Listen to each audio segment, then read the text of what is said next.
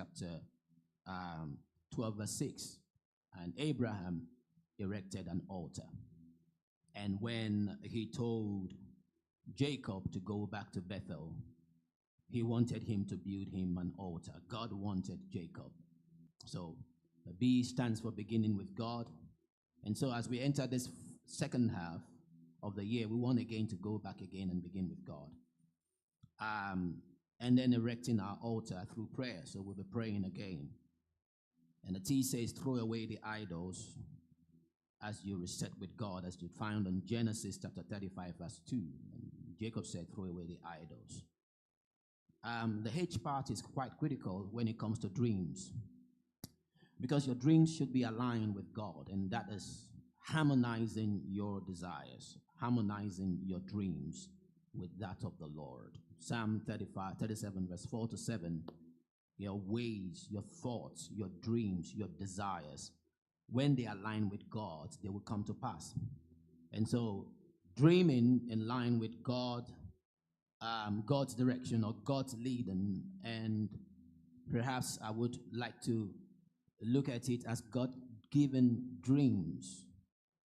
And that is why when we looked at the entire first half of the year, we were spending time learning God and His Word, Jesus and the cross, the Holy Spirit and truth, the Spirit and truth.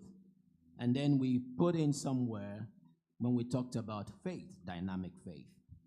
Because you need all of these to start to dream rightly. And so this morning, I want to charge us to rekindle our dreams. I want to charge us to awaken those dreams that have been lost in the years and align them with God's words, and particularly when they meet certain characteristics of God-given dreams, and you can walk with them. The E was embracing the future with commitment and zeal. So Bethel, the last E is to embrace the future with commitment, with zeal, with enthusiasm. And then, of course, you can't do that if you don't leave the past behind. So the L was the leave the past behind. In the morning, I built my text around Naomi in the book of Ruth, chapter 1. But before I go into that scriptures, I've got a whole lot of other scriptures to share with you. The word for the month of July is what? Dreams and possibilities. Verse 20, and it says, now unto him that is able to do exceeding above all that we ask or think, according to his power that worketh in us. So the power of God works in you. So what he can do, which is above what you think, what you imagine, what you desire, what God can do is premised on the power that works in you. And so it's important that we be able to then raise that baseline. There is a baseline for every work of God which he works inside of you.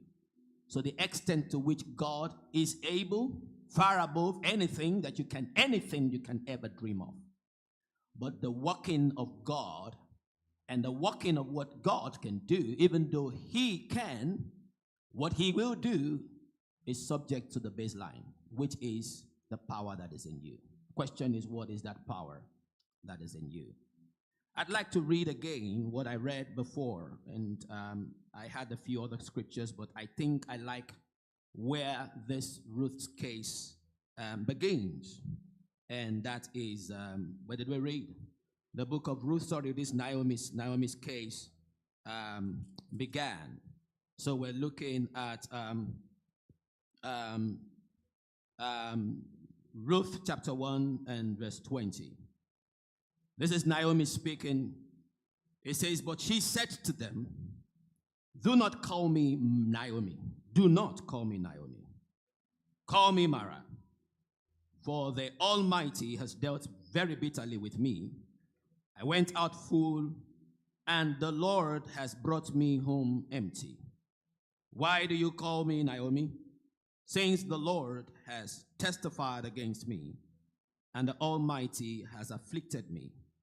So Naomi returned, and Ruth, and the Moabitess, her daughter-in-law, with her, who returned with them from the. Now they came to Bethlehem at the beginning of the barley